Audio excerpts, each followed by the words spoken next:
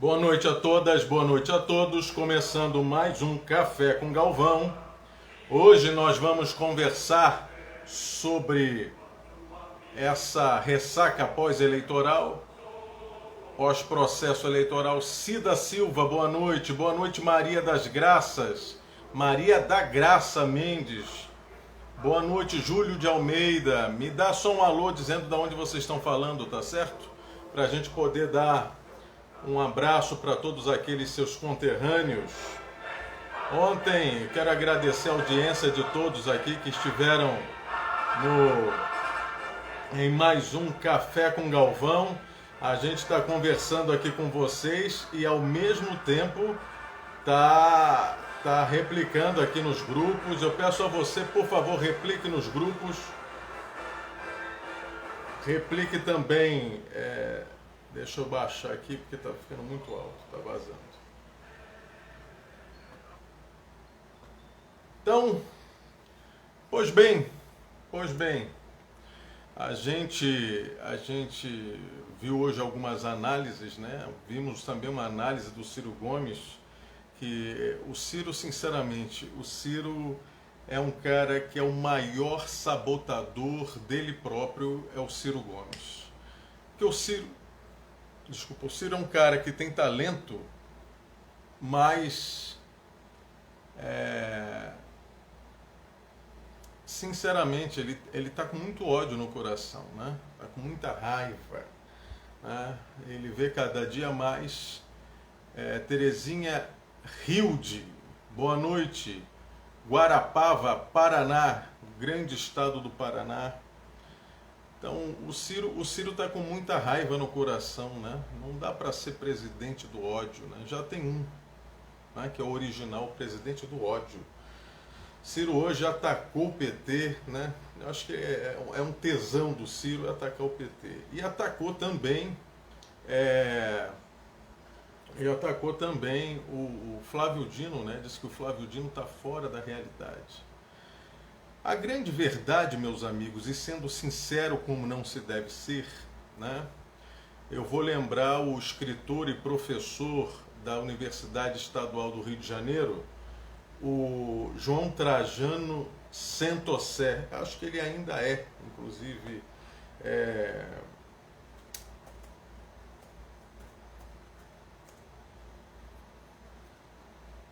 acho que ele ainda é professor da Universidade do Estado do Rio de Janeiro, a UERJ, né? Ele fez um livro chamado Brizolismo. Sugiro que quem puder comprar, compre, tá certo? Não estou fazendo jabá para ninguém não, que ninguém me paga nada. A gente faz esse trabalho aqui gratuito realmente, faz porque acredita, né? É até melhor que a gente tenha autonomia. E aí, o João Trajano fez esse livro chamado Brizolismo.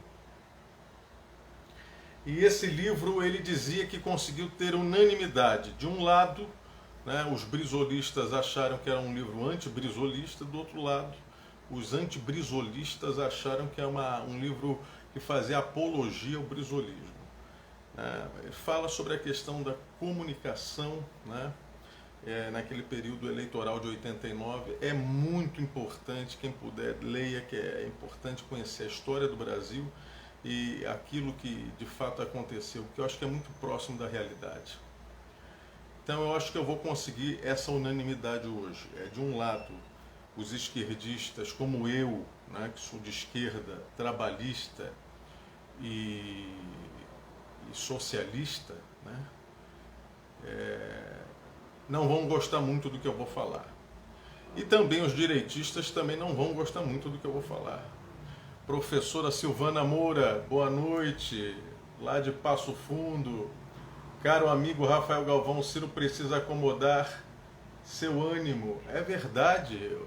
Eu acho que o Ciro prestou grande serviço ao Brasil, ô Silvana.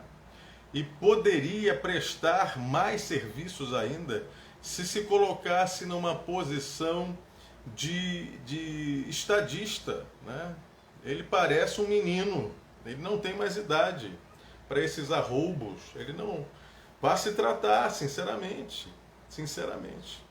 Eu tive um grande amigo, já é falecido, já está num outro patamar espiritual, que ele foi um padre jesuíta, né? Ele abandonou a batina para casar. E ele dizia o seguinte: meu filho, ele me chamava de meu filho, né? Antônio Castanheiro da Purificação. Então ele dizia: meu filho, se você quiser ser alguma coisa, haja hoje como se já fosse. As pessoas precisam ver em você aquilo que você quer ser. Então o Ciro está faltando isso, né? Tem muito conhecimento, mas tem pouca sabedoria. Eu acho que ele precisa passar um tempo no monastério desse aí qualquer, no Tibete, entendeu? Aprendendo a dominar, né, essa fera que há dentro dele, né? Então eu acho que é importante nesse momento ter a cabeça fria para poder falar, né? Então o Ciro, aliás, hoje também a militância do PSOL e do PT lá do Ceará, né? Deixa eu ver se eu encontro aqui, porque eu cheguei a postar na página, que é melhor, eu acho que é melhor eu ler, porque eu posso faltar com a verdade, né? Eu não, tá aqui. Não fosse o PT e o PSOL, Sarto, candidato dos Ferreira Gomes, do Ciro Gomes, da família Gomes lá, não teria sido eleito, com 51,69% dos votos. Foi vital não irmos para Paris, dando uma alfinetada no Ciro, que no segundo turno foi para Paris. Esqueceu, né, que podia contribuir contra o bolsonarismo, né? Contribuir para a eleição do nosso companheiro professor da USP para ser presidente da República no lugar do nosso não, né, do deles, né, do fascista que nos preside. Então, eu queria pegar esse gancho porque dentre os vitoriosos, né, dessas eleições estão o Centrão, que é sempre a ala corrupta, que faz esquema, que faz a manha do gato, tudo aquilo que o brasileiro, né, está cansado, mas parece gostar. Diz que não gosta, mas vota nos caras. O PMDB elegeu prefeito para danar, como sempre. O PSDB parece que é o partido que governa a maior quantidade de seres humanos no Brasil, né? Nas cidades mais populosas estava lá o PSDB. O DEM tem quatro capitais, inclusive a segunda capital mais rica do Brasil, que é o Rio de Janeiro. Enfim, é difícil, não é? O machismo venceu, né, lá em Porto Alegre. Elegeram um cara bolsonarista, grosseiro, né, toda vez que ia se referir a Manuela, aquela lá, você sabe o que é aquela lá? No interior que é aquela, a coitada lá, a mulher que trabalha no prostíbulo, a prostituta, não, aquela lá, se referindo a Manuela Dávila, sempre muito desrespeitoso, entendeu? Como é que uma parede humana dessa é eleito prefeito de Porto Alegre? A importância de Porto Alegre. Porto Alegre foi a primeira capital do Brasil a abolir a escravatura. O Fórum Social Mundial nasceu em Porto Alegre. Porto Alegre, que já teve Leonel Brizola como prefeito e como governador do estado, assim como Getúlio. Como é que elege um sacripantas? Não é? Isso é para mostrar que o bolsonarismo não está morto, o fascismo não está morto. Porto Alegre, Florianópolis, própria Fortaleza, Ceará ali, se não fosse a unidade das esquerdas em torno do Sarto, o Sarto ia apanhar do do coronel, do coronel, do coronel não, sei lá qual é a patente desse miserável, do Wagner, né? Capitão Wagner, né? Então, eu estava falando disso ontem. A professora Silvana diz, Sebastião Melo é um bronco. Ele é. Professor, eu sei que a senhora é muito ligada à cultura, então eu vou lhe responder com uma canção da Beija-Flor de Nilópolis, né, que é a escola de samba no Rio de Janeiro, né, dizer que monstro é quem não sabe amar. Eu acho que cabe para ele esse título, sabe? Luiz Olimpo, o mais difícil é abrir mentalidades. Claro, porque as pessoas, elas preferem a segurança de uma mentira, né? De uma mentira. Quantas pessoas na sua vida pessoal vivem uma mentira? É o casal que não se ama, não se aguenta mais e está ali e finge, né? Cada um tem o seu amante, né? E fingem tá tudo bem com a vida deles, né? E a família está destroçada. Às vezes na política é isso, a gente adora uma mentira. Quem é que não sabia que o Bolsonaro era envolvido com milícia?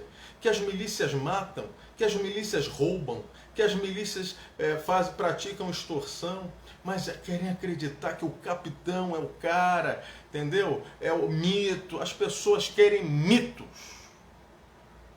Como já dizia o poeta Cazuza, mentiras sinceras me interessam. A grande verdade é essa. A gente reproduz isso na política, na vida, no trabalho, na sociedade. As pessoas parecem gostar, né, de ser enganadas. Ontem, numa conversa, num grupo que eu faço parte, que a professora também faz, eu achei engraçado que as pessoas... Pô, mas esses políticos são ruins, são péssimos, esses caras... Quem é que elege? Aí eu disse, os safados estão um passo à frente dos honestos. Aqueles que são falsos, mentirosos, que trabalham contra a população, né? As escravizam na mente. Contam mentiras. Na época de eleição, fingem gostar de pobre, de preto, de periférico, vão na casa das pessoas. E quando tomam o poder, viram um troço. Então, é importante também as esquerdas, que também não perderam, mas também não ganharam. Eu acho que de todos os partidos, porque veja bem, o PSB tomou uma queda em quantidade de prefeitos eleitos grande. O PDT tomou uma queda, mas ainda é o partido dito do campo progressista que tem maior quantidade de prefeitos, mas tomou queda também. E quase perde as joias da coroa, que é Fortaleza. Porque por menos de 3% o Sarto venceu o capitão Wagner, apoiado explicitamente pelo Bolsonaro. A campanha feita no Recife foi de baixo nível, foi um troço, entendeu? Só faltou xingar a mãe. E quem concorria eram parentes. Isso é um mau exemplo terrível para as pessoas. Porque é poder acima de tudo. Ficou ruim, principalmente para o João Campos, viu? Ficou ruim. Ganhou com os votos dos fundamentalistas religiosos, dos conservadores, porque preferiram ele a Marília. Acho que ela também errou na mão algumas vezes, mas muito menos que ele, né?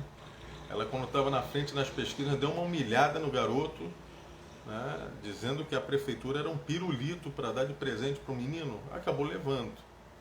Eu lembro em Brasília, alguns anos atrás, quando o ex-governador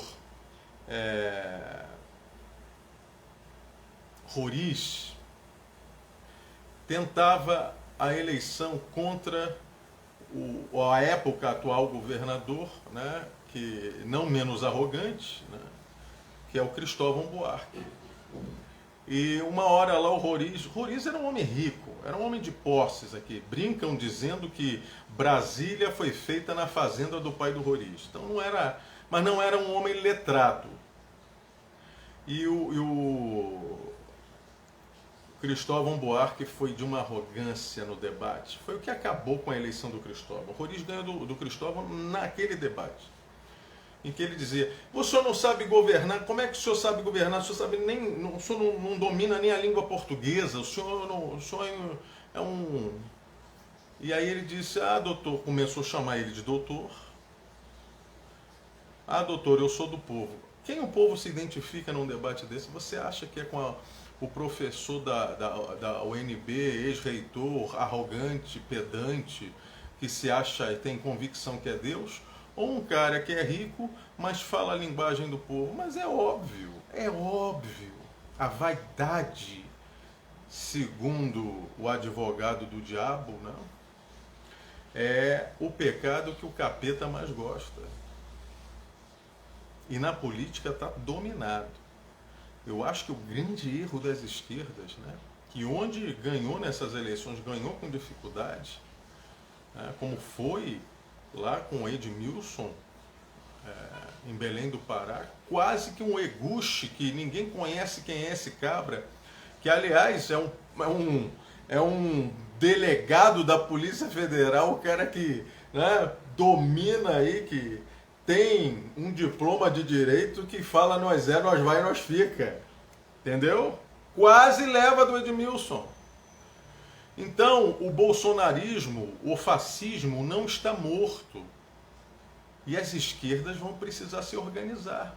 Não adianta um dia depois da eleição, o Ciro Gomes, que é um dos principais, foi feito dele uma das principais lideranças de esquerda, porque o Ciro Gomes estava lá esquecido. Eu quero lembrar isso para vocês. O Ciro Gomes estava fora, estava lá esquecido, lá no Ceará dele. No Ceará ele é rei. No Ceará ele é rei, mas quase perdeu a coroa agora. Né? E o PDT foi lá e resgatou ele. E ele, por sua vez, aumentou a bancada do PDT. Esse acréscimo da bancada do PDT, quem deu para o partido foi o Ciro Gomes. E isso o partido tem que reconhecer, e do outro lado o Ciro tem que reconhecer o que o partido fez por ele. Mas o Ciro está perdendo proteína, não é só gordura não.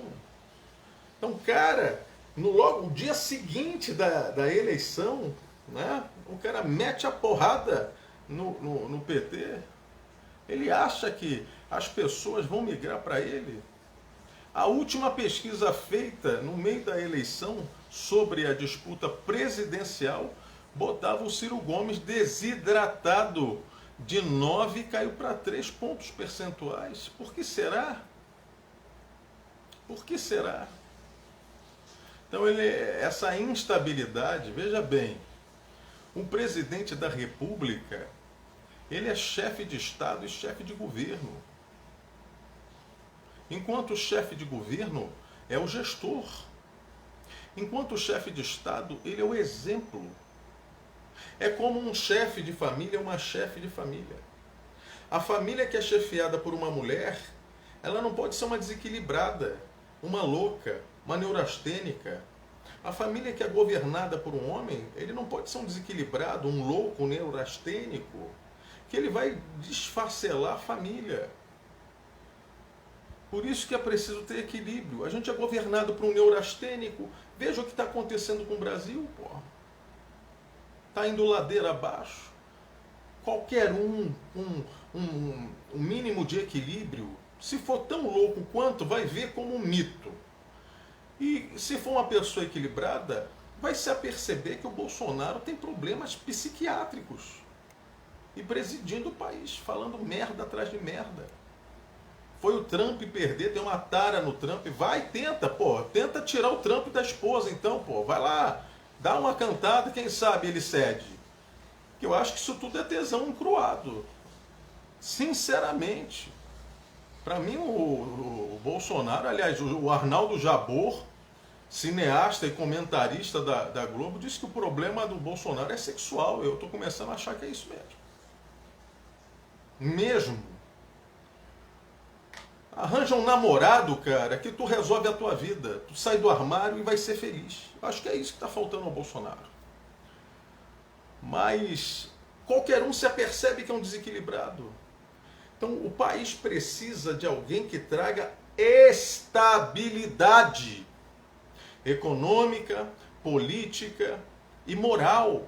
E exemplo. Exemplo. Isso não virá, por exemplo, de um Sérgio Moro.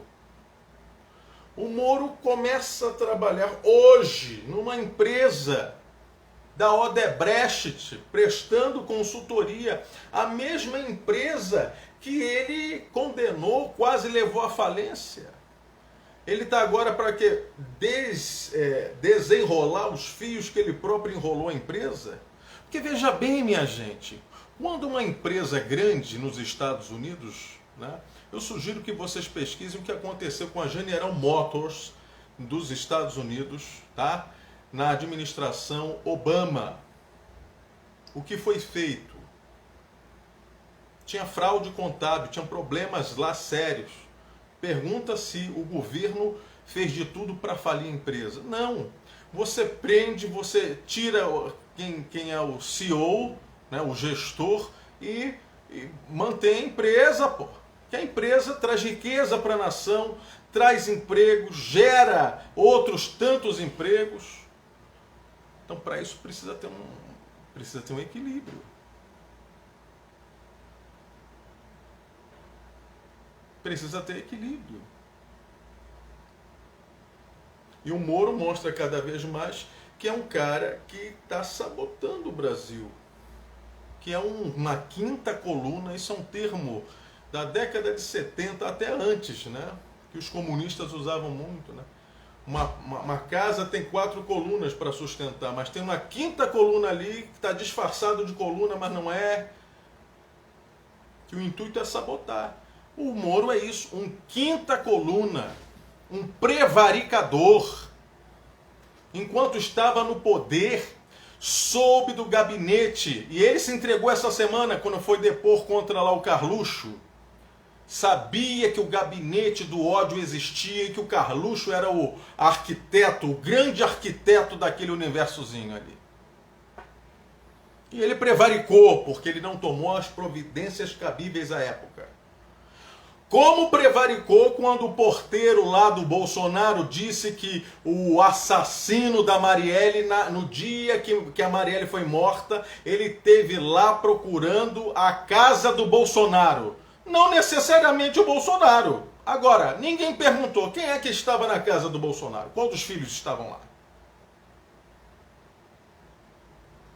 Fica a pergunta. E eu não sei se vocês se lembram, ele foi lá. Foi lá e pegou o depoimento.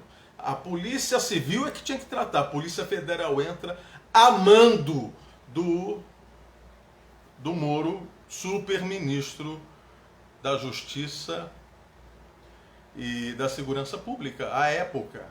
Isso não é prevaricação? É prevaricação.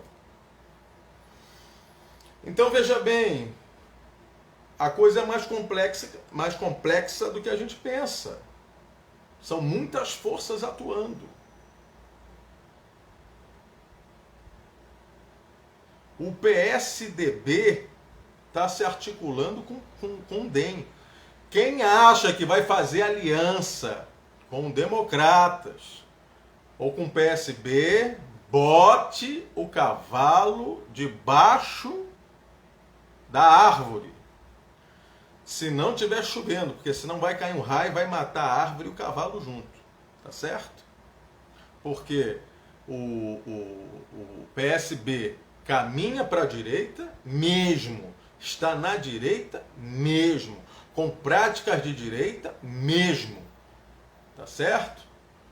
E não fique achando o seu Ciro Gomes que essa articulação com democratas ajudou a eleger em alguns lugares, o PDT ajudou a eleger o prefeito do Democratas em alguns lugares, inclusive Salvador. Embora não tenha muita força na Bahia, mas estava lá no chapéu do carlismo. É triste falar isso. Agora, não fiquem achando que vocês descobriram a pólvora, ou que essa gente gosta do Ciro. Porque não gostam do Ciro desde a época que o Ciro era oficialmente tucano. Na época que o Ciro foi ministro da Economia, da Fazenda, eu trabalhava numa empresa, num banco múltiplo, era baixo clero, mas eu trabalhava com as diretorias. E eu ouvia o que eles falavam do Ciro. O mercado financeiro odeia o Ciro. Odeia. E eles eram todos ligados ao PFL, à época, que chama-se Democrata, porque agora eles travestem partido para parecer que é outra coisa, não querem mais ser aquilo, né? Fingem que são outra coisa. Então, e era gente ligada ao PSDB, ligada ao Fernando Henrique, ligada às pessoas que mandavam e até hoje mandam no PSDB. Embora hoje o PSDB é um puxadinho na casa do Dória. O Dória comprou o PSDB para ele, né? Levou para casa. Manda e desmanda. Fernando Henrique é uma figura, é como se fosse o Tutankhamon, né?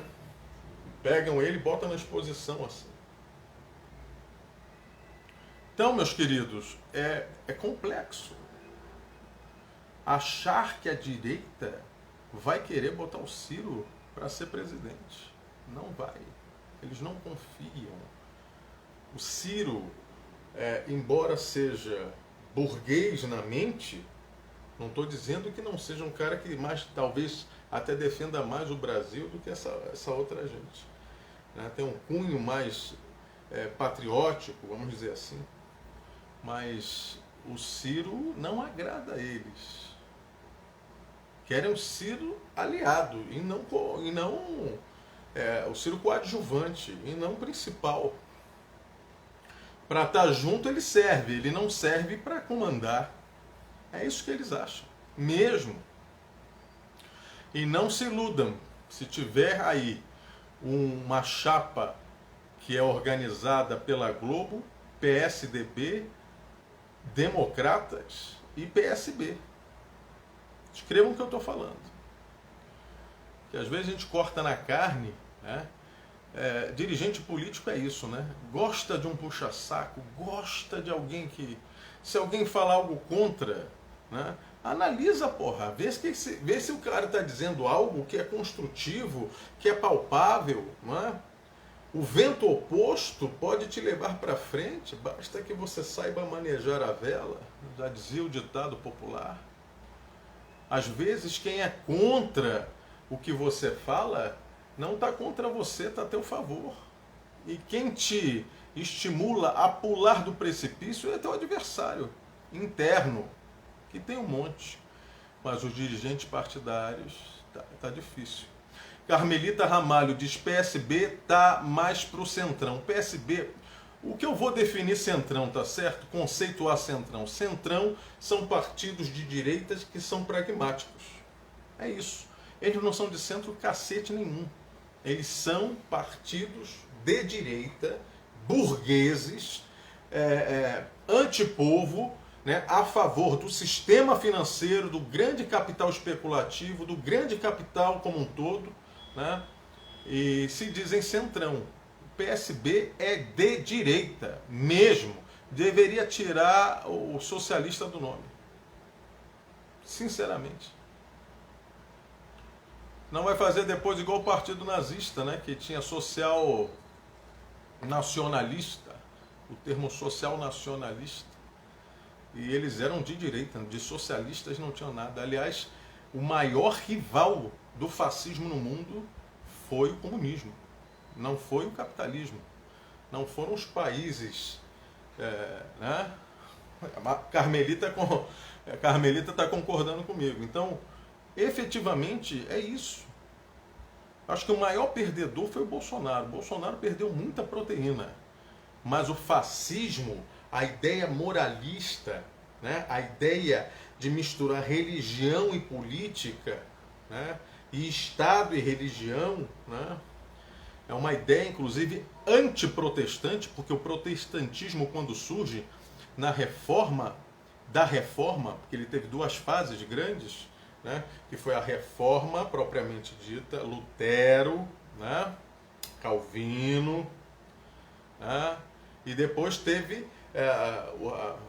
os luteranos, né? E depois teve a segunda fase da reforma, que é a chamada reforma da reforma, que ocorreu contra os luteranos na Inglaterra. Dali saem, né, os protestantes históricos, os batistas, os metodistas, enfim, contra os anglicanos. Não era nem contra a Igreja Católica. E ali tinha um preceito que era dividir a Igreja e o Estado. A Igreja não poderia nem receber terras e nem nada do Estado, porque queria a separação total da Igreja do Estado. O que hoje os evangélicos, principalmente os neopentecostais e pentecostais, né, se lambuzam. Querem todas as benesses possíveis e impossíveis.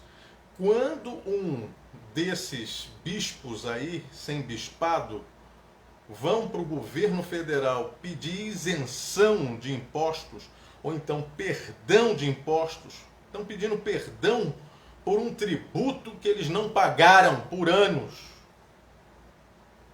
Isso é querer se beneficiar do Estado. É em detrimento de uma população miserável que come o pão que o diabo amassou para poder sobreviver, enquanto esses sacripantas... Aliás, sacrimpantas significa falso beato. Falso beato. Por isso o termo cai bem em cima deles. Sacrimpantas. Então esses sacripantas querem efetivamente se nutrir do Estado. E eles estão no seio do bolsonarismo. O seio do bolsonarismo é fascismo. O seio do bolsonarismo é milícia. O seio do bolsonarismo é religião evangélica pentecostal, neopentecostal. Esse é o âmago. Tem um amigo meu que diz, não, as pessoas agora, ele quase é pastor, né? Não, as pessoas agora estão abrindo o olho contra o Bolsonaro. Olha o que aconteceu em Belém, quase tiraram a eleição do grande companheiro Edmilson, quase tiraram a eleição do Sarto. Se não fosse a união das esquerdas, o Sarto teria sido passado rodo em cima dele. Isso é o poder do fascismo evangélico miliciano. Quero lembrar vocês o que as milícias fizeram no Ceará há pouco tempo atrás, essa revolta contra o governo, essa sabotagem contra o governo Camilo, foi feito pelos bolsonaristas infiltrados dentro da corporação da PM. Então não me venha com churumelas. E não me venha dizer também, o Camilo é PT, por isso que você está defendendo. O Camilo é mais família Gomes, Ferreira Gomes, do que PT, pô. Fica claro isso. No primeiro turno ele não fez campanha para a Louisiana, ele fez campanha para o Sarto. A Louisiana que entrou na justiça para tirar ele do horário eleitoral, que ele pertence a outro partido, que é o partido dela, que ele devia defender. Mas essas são as incoerências da política brasileira. Por isso que a gente precisava de uma grande reforma, né? Uma grande reforma. E aí ficam temas tão importantes para todos nós, que de fato é importante para o Brasil. Então, o meu toque para as esquerdas hoje é unidade, que não é necessariamente união. É uma união dentro de uma ação. Se isso não tiver, se o ego do Ciro for muito grande, se as idiosincrasias dentro do PT for muito grande, se as dificuldades pelo tamanho que é o PSOL for muito grande, a gente não vai chegar a lugar nenhum, não. Aliás, eu quero fazer um parêntese, se vocês me permitirem. Na minha modesta opinião, o maior beneficiado dessas eleições foi o senhor Guilherme Boulos.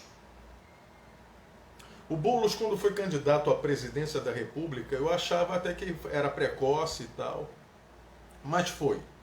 Teve 600 mil votos. Nesta eleição de prefeito de São Paulo, que é uma megalópole, ele recebeu 2.149.000 votos. E é o candidato do PSOL à presidência da República. Com esse cabedal aí de votos que podem influenciar e muito. Eu acho que no campo das esquerdas ele pode crescer muito mesmo. Muito mesmo. O PT tem várias opções. Se não reativarem lá, né, os direitos políticos do presidente Lula, né, que ele votou. Se ele votou, em tese, ele tem direito de ser votado. São direitos políticos. Tem o Lula, você tem o Haddad, você tem o próprio Camilo. Camilo, então, calaria a boca, né? Era PT, mas também Ciro. É uma simbiose, né? É um híbrido, perdão, é um híbrido. Você tem o Flávio Dino, você tem, embora o Flávio Dino tenha perdido, não conseguiu fazer seu candidato na capital, né? São Luís. Mas é um nome, é um nome. O próprio governador da Bahia. Agora, é importante que os partidos revejam. Eu acho que o PT precisa rever muita coisa. Eu acho que o PT precisa rever toda a sua estratégia eleitoral. Eu acho que o PT poderia ter ganhado muito mais. Não acho que o PT foi um perdedor da eleição. Não acho. Mas poderia ter ganhado muito mais. Eu acho que quem vem de uma ação de desconstrução, que tem 4 anos essa ação de desconstrução, que começa enfim, até antes disso, mas vamos lá, que começa com o fim do governo Dilma, né, através de um golpe. Eu acho que o PT 2 anos depois ainda consegue levar o Haddad para o segundo turno, é porque ainda tem muita lenha para queimar ainda. Então essa história de que o PT acabou, o PT é o maior partido do Brasil, é o partido mais organizado, é o partido de esquerda, talvez o único que esteja nos movimentos sociais, é o PT e o PSOL, muito guardada as devidas proporções. O PSOL, em matéria de partido, é uma fração do PT. Talvez se juntar todos os partidos de esquerda, não dá para ter. Essa é a verdade que a gente precisa falar, nua e crua. A verdade liberta. A pior coisa é quem é cativo, inclusive na mente, né? A verdade é libertária. Portanto, eu acho que se os dirigentes partidários e as lideranças políticas, que não necessariamente são líderes partidários, líderes da máquina partidária, mas são líderes dos partidos de esquerda, eles deveriam sentar a bunda e conversar, e começar a tratar, porque se nada for feito, com toda a desidratação que está sendo feita em cima do Bolsonaro, Bolsonaro, corre sério risco de ser reeleito. Ou então entrar aí uma chapa Moro, Huck, Capeta e vamos embora, Carmen Miranda, entendeu? E levar essa eleição. Então, eu acho que é importante ter maturidade.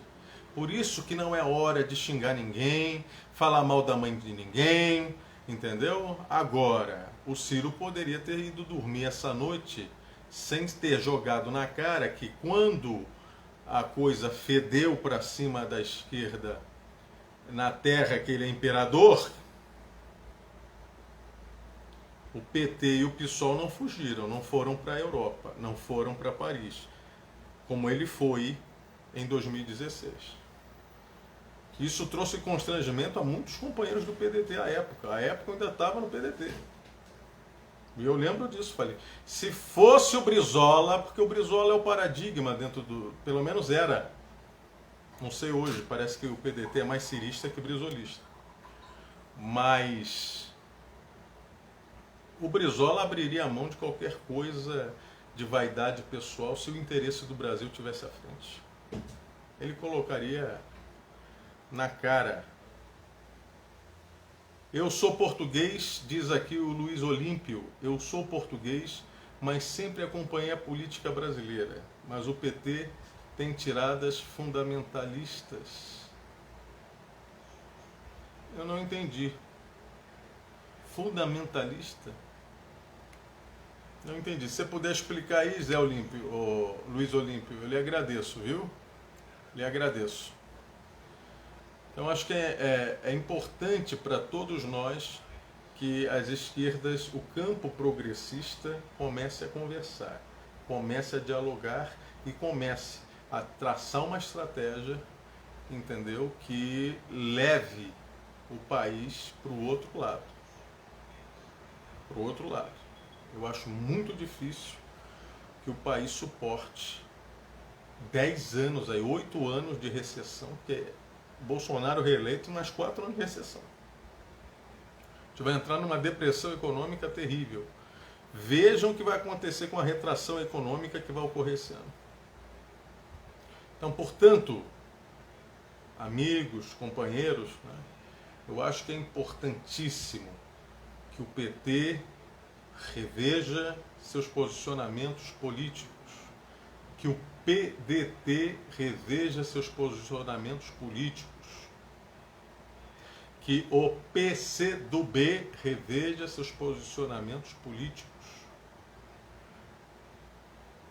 É isso que eu acho.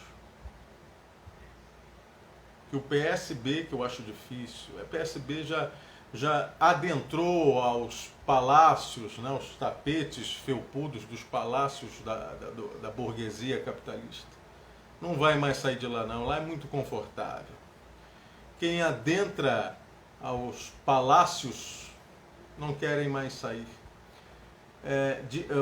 Diz aqui o Olímpio, de achar que tem monopólio da esquerda, sem ceder. Olímpio, deixa eu lhe falar uma coisa. Na vida e na política, quem tem mais densidade, e na química também, quem tem mais densidade absorve o outro. É assim.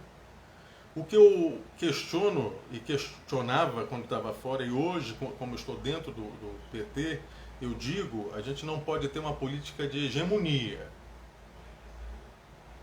Mas, obviamente, democracia é respeitar a maioria, né, seguir a maioria, respeitando as minorias. Mas não é quem perdeu ou quem tem menos densidade eleitoral que vai dar o norte. É conversar, é ganhar pelo convencimento. Quando a gente não tem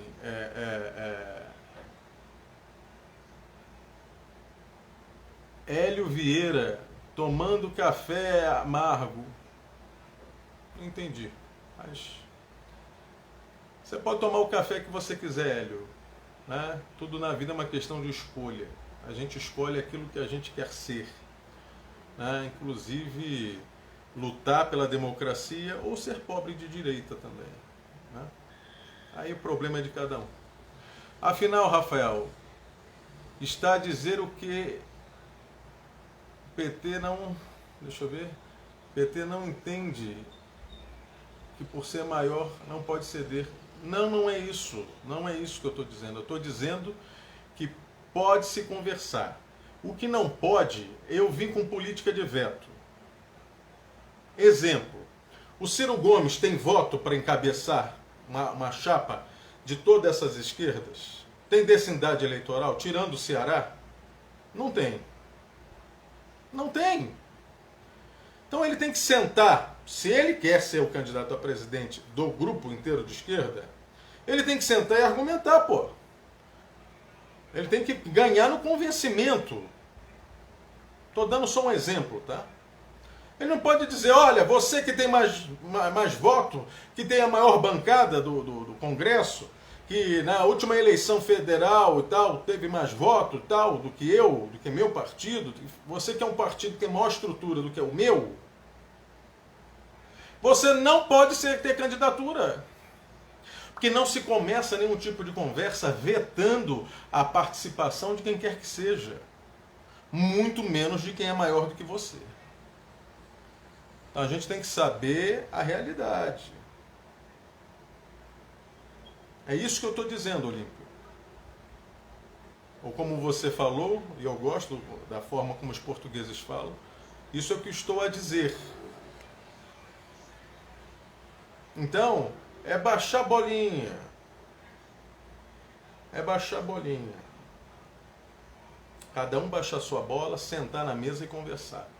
E se não houver acordo, cada um sai do jeito que quiser, mas no segundo turno tem obrigação, caso alguém passe, que pode passar também, o bolsonarista e a direita burguesa, que aí o povo está lascado de qualquer maneira. Porque sai a extrema-direita, mas pode vir a direita burguesa. Agora é importante que as pessoas sentem e dialoguem. Não é? Ninguém faz nada sozinho, nem filho. Precisa de pelo menos 2 pessoas. Não é isso? Bom, meus queridos, eu quero agradecer a vocês por estarem aqui comigo e nós estarmos juntos aqui. E eu convido a que você amanhã, a partir das 19h30, venha tomar um cafezinho aqui comigo, tá certo? Bater esse papo. Mas para concluir, as esquerdas não foram as grandes derrotadas da eleição, mas eu acho que avançaram muito pouco. Em alguns aspectos, retrocederam. Grande derrotado, na minha opinião, foi o Bolsonaro. Mas o bolsonarismo, que é maior do que ele, já existia antes dele, né? Que é a visão do Estado fascista, né? Ele é um pouquinho mais forte que o Bolsonaro, e para derrotar vai ser difícil. Então, por favor, lute, influencie, mande e-mail para o teu deputado federal, pressione os partidos políticos. Se você milita em algum, pressione, né, para que haja pelo menos diálogo, para que a gente possa ter uma esperança de ter um país melhor do que esse buraco que nos enfiaram e vão levar esse país à bancarrota se nada for feito. E aí a culpa não é só do Bolsonaro. A culpa é de todos aqueles que se omitiram. Não é momento de ir para Paris. Isso vale para o Ciro e vale para todos. Obrigado. Obrigado por tudo. Até amanhã, 19h30, se Deus quiser e Deus nos permitir. Um grande abraço, tudo de bom e vamos seguindo a vida. Boa noite. Bom jantar para todos.